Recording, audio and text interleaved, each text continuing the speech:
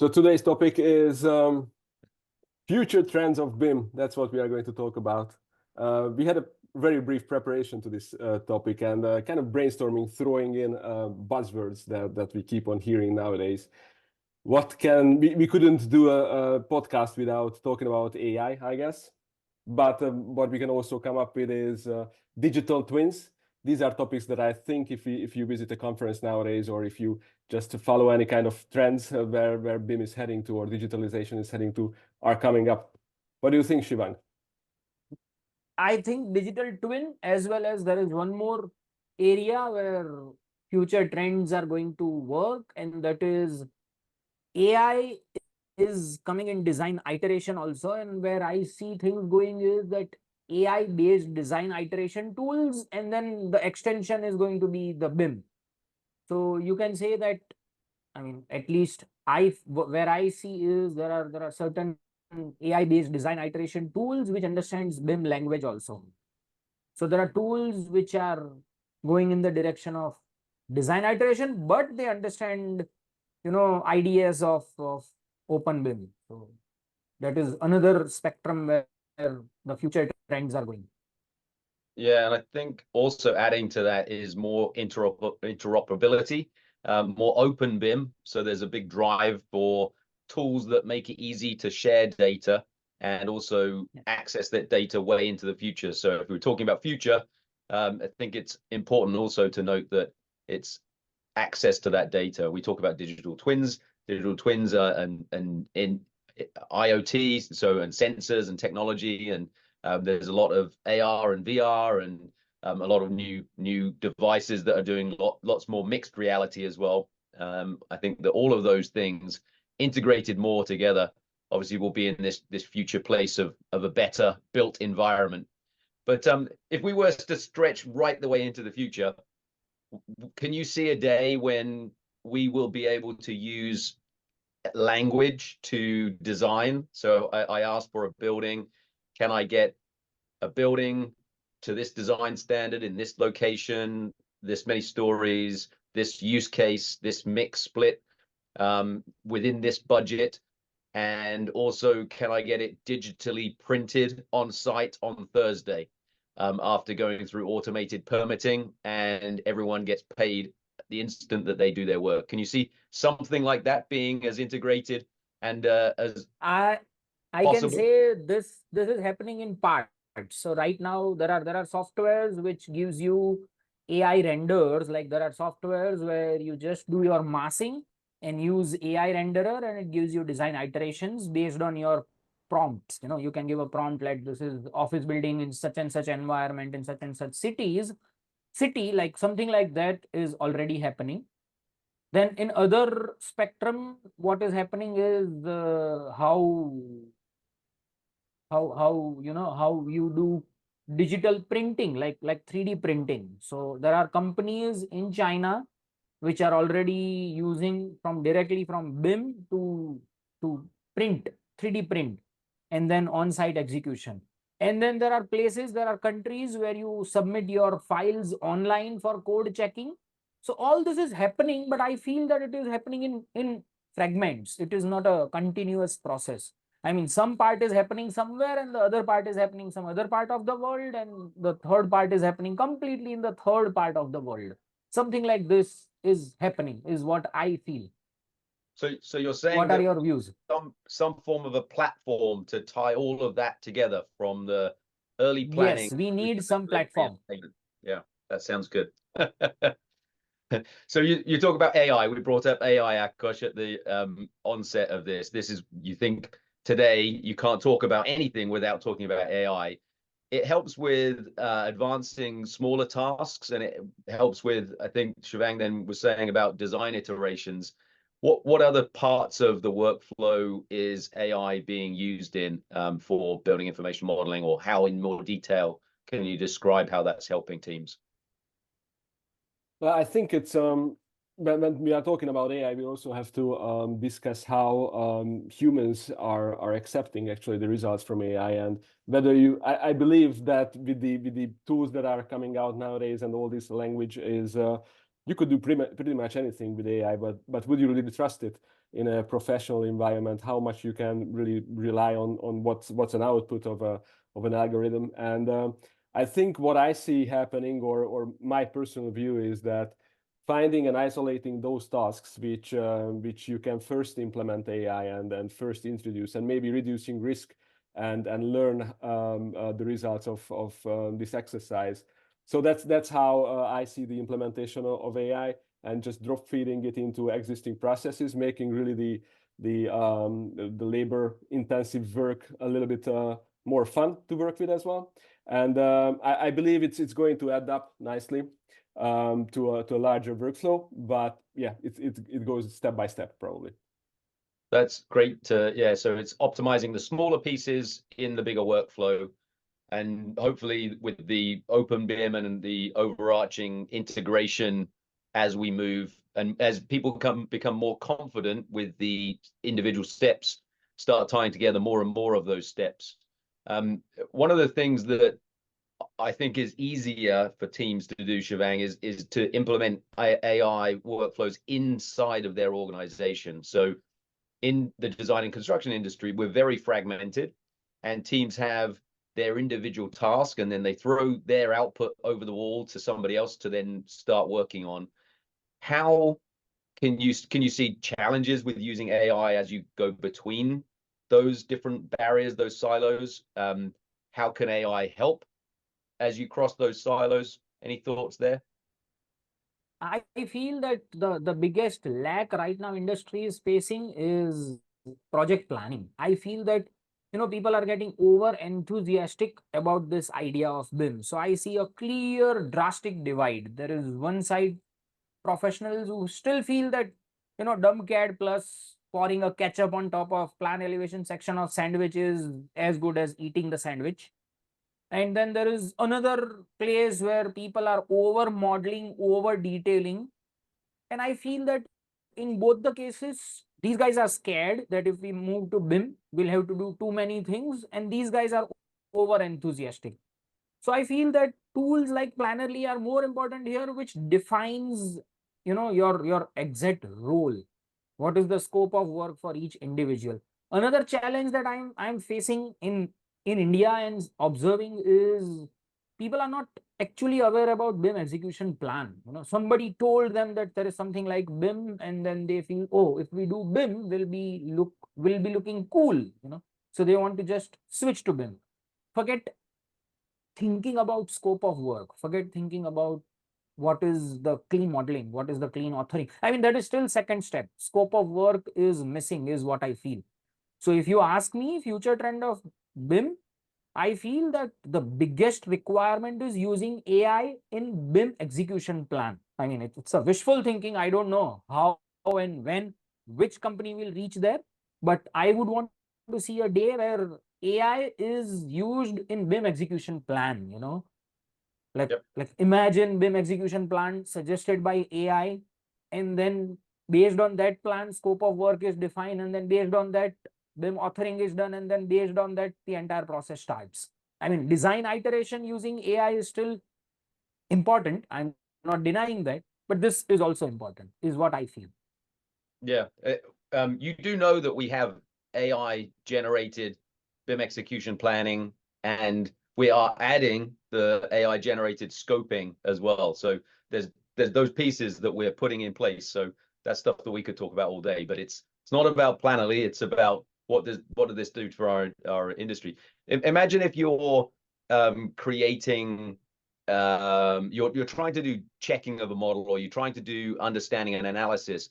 What about how AI can help with sustainability and the tools that I'm thinking about cross those boundaries of one team's maybe creating an output, and then another team is using it for optimizing something like sustainability.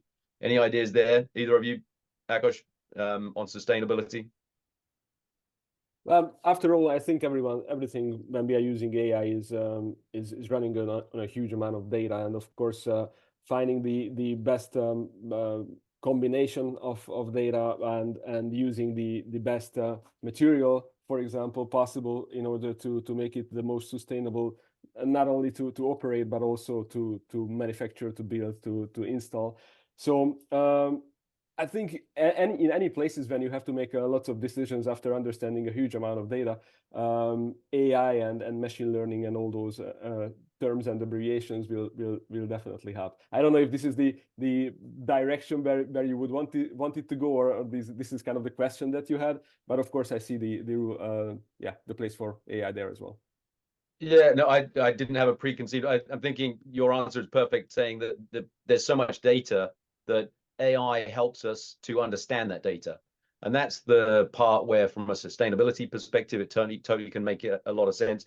From a compliance perspective as well. So if you're able to define machine readable scopes for your BIM, then you're able to automate the workflow a lot more easily. So it's about how do you create the right scope for the right purpose so that you can get the right outcome as easily as seamless as possible.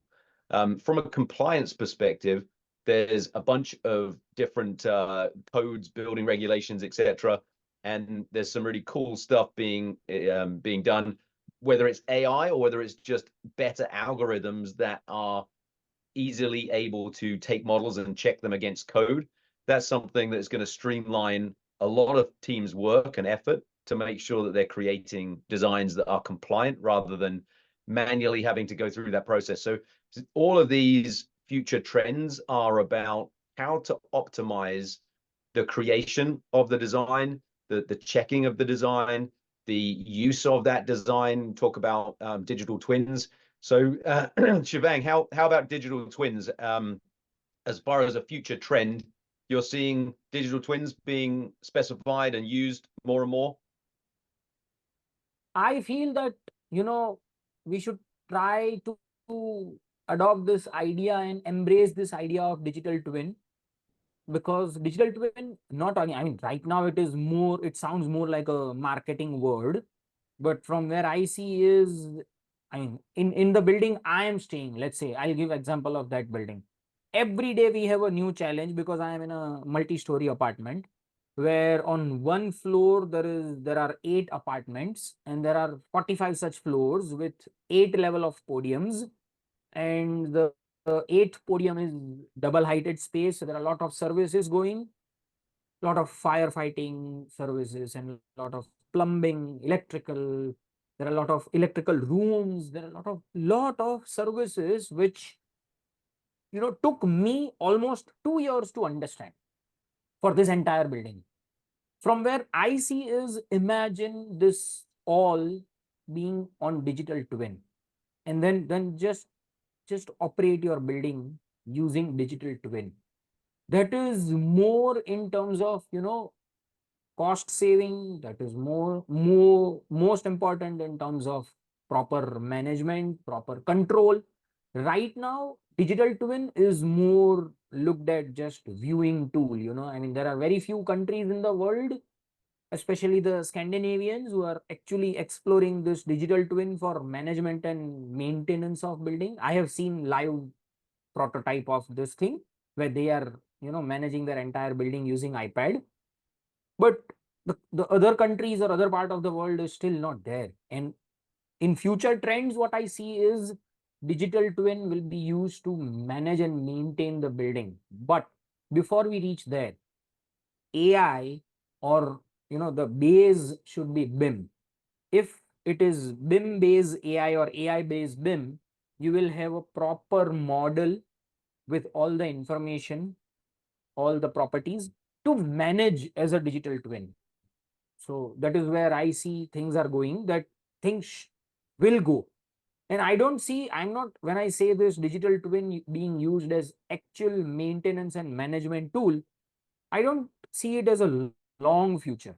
I mean, it's not a short future also, but it is somewhere midterm. So what I feel is, within next 5 to 6 years, digital twin is going to rule the world of AEC industry. We look at trends and we see things happening, and what the great thing is that we've got pioneers on the bleeding edge that are creating these use cases and actually showing prototyping and actually doing this. And I think that that's the big difference, is that, or the big challenge really in our industry, is taking it from those very few to the masses. And it's something that takes a lot of training, education, support from both the teams that are implementing and also the senior leadership, the executive leadership inside of organizations. It also crosses so many organizations, so much time, so much money that is in that workflow. So what we're trying to do at Planoly is make that more seamless and make the whole process more liquid, which actually is tying the task of delivery to the payment when somebody is actually doing it. And I think that when you think about smart contracts, blockchain, and digital exchange of funds, that whole piece in the future of building information modeling will enable us to get there. Because I think that a lot of people would like to maybe do this, but it needs to be simple, and people need to get paid for the value that they create in the supply chain. So if you can define that more easily, and you can take that through that workflow in a seamless I way. can tell you what, from where I see, the most important thing is vision. You know, people need to have a vision. Swami Vivekanand, who was a spiritual leader in India, who came to World Religion Council in Chicago, he used to always say that absence of eyesight is better than absence of vision. So right now what I feel is our AEC industry is actually, you know, limiting our own self. We are limiting our own self due to absence of vision. We need to have a vision that yes, this can go somewhere. See, first thing, we all need to believe that yes, this is possible. We are seeing live prototype, we are seeing people doing it, we are seeing now, we are seeing things happening. I mean, just 2 years before now, it was all still concept. Now we are seeing, after COVID, I'm seeing a lot of things happening in various parts of the world. So, I mean, though our title is Future Trends of BIM, but I feel that it is the reality. It's no more a future, it's present. Things are happening. Yes, I can understand that this title is kept by my team to talk about future trends related to BIM in India. But probably in other part of the world, it is still, I mean, it's already happening. So absence of vision is the biggest issue right now for our industry. We need to, and I mean, I applaud you guys, your team. Planoly is doing really great in opening the vision. The kind of content you have, the kind of blogs you share, the kind of videos you make actually gives a very good vision. So that part is already taken care of. We are doing this just to open up vision of people, you know, vision of our industry. I feel that's the bare minimum we can do for our industry. This is like giving back to our fraternity. There is no money involved, but we are still doing something which enhances people's vision. So first thing is, people need to have a vision. Second thing, when vision is there, second thing is vision and then reason. So they need to have a reason why they want to switch. And vision, reason, and then benefits. So we are talking about benefits also in our podcast series. So vision, reason, and benefits. After that, it's all future trends. And I feel that our industry will see exponential growth in next 5 years, which will be more than last 50 years, is what I see, that we are going to grow in next 5 years more than last 50 years. Yep. So this is my view on moving in the direction of future. I love that you said it's better to not see than to lose your vision. Something along those lines. Absence Yeah. of absence of eyesight is better than absence of vision. Absence. Right, there we go. Much better. Yeah. So vision, reason, and then benefits. And I link that to Simon Sinek says it starts with why, then you say how, and then what. And if we link that to this episode, we're talking about the future. So why should we improve? We all know that the industry is sometimes compared to pretty unproductive industries, and technology is something that can help us get there. So you know, why should we be doing it in the first place? Because we deserve more time at home with our families rather than at the drawing table or at the desk or pushing a mouse around, or we should be able to spend more time that's social with our colleagues rather than adversarial and in contract battles. So we believe in this world of actually a happier AEC industry, teams that love going to work and enjoy collaboration rather than the contractual battles that would tend to occur. So the why for me is about, we can make it a lot happier in our industry. It's the largest spend and therefore has this largest opportunity also to save money. So the efficiencies side of things is really an opportunity for us as well. When we talk about why, it's why because it's going to make our lives better. Why because it's going to save money. The end outcome is going to be better. The people that are living in those buildings are going to have a better life because of that. That whole workflow really is tied together. Sometimes it's very difficult to see the connections between them.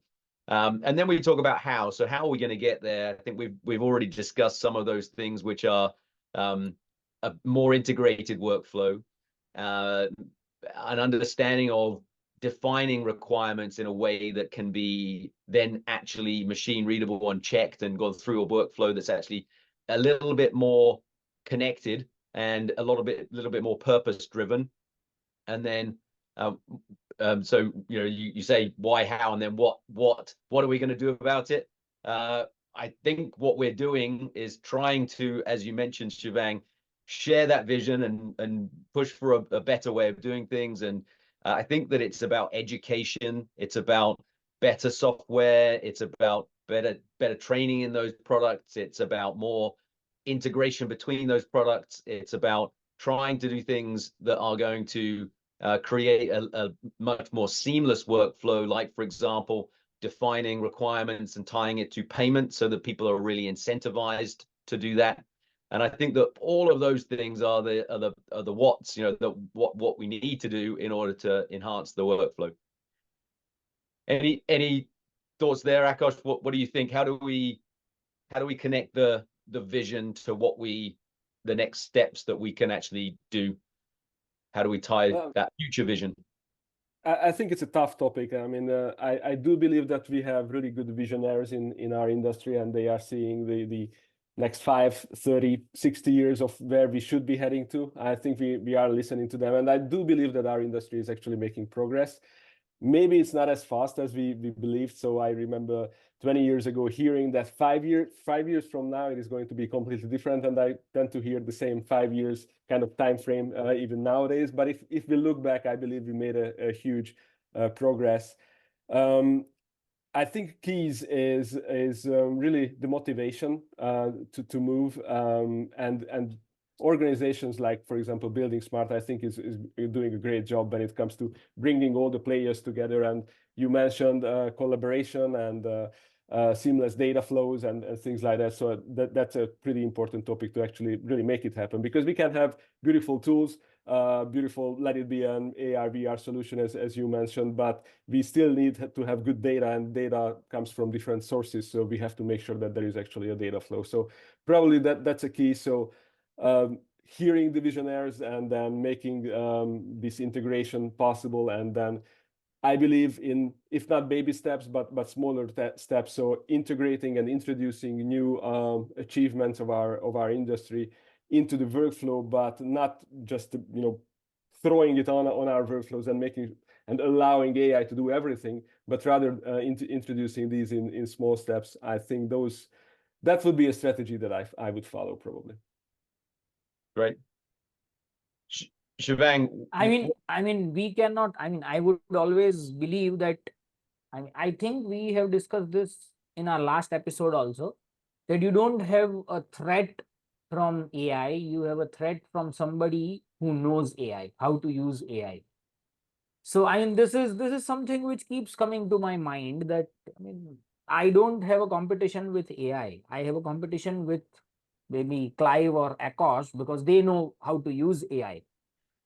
So, I mean, we have to use AI smartly. We have to use AI for our repetitive tasks like machine learning and leaving things on machine where we can actually do away with it. Like the way I was seeing the other day, that when we start giving scope of work, or when we start defining BIM execution plan, we can use various tools like Plannerly, and I mean we can actually automate things to a very large extent. So this is a good use. I mean, we are still choosing, we are not leaving it on AI. We are not saying, oh okay, I'm just sitting and looking at the moon and let AI do the thing. No, we are not doing that. We are just using AI to minimize the repetitive task, and that is what I feel is future. I'm not of an opinion that everything will be done by machines. No, I mean, I'm reading a lot. I'm keeping a close eye on something which is done in the direction of, design iteration field also. And I feel that so far I don't see AI being able to read or understand psychological and subconscious aspects of design, client's brief. AI is still not able to reach there so far. And I'm not seeing AI going there anytime soon, for a simple reason that there are more than 6 billion people in the world.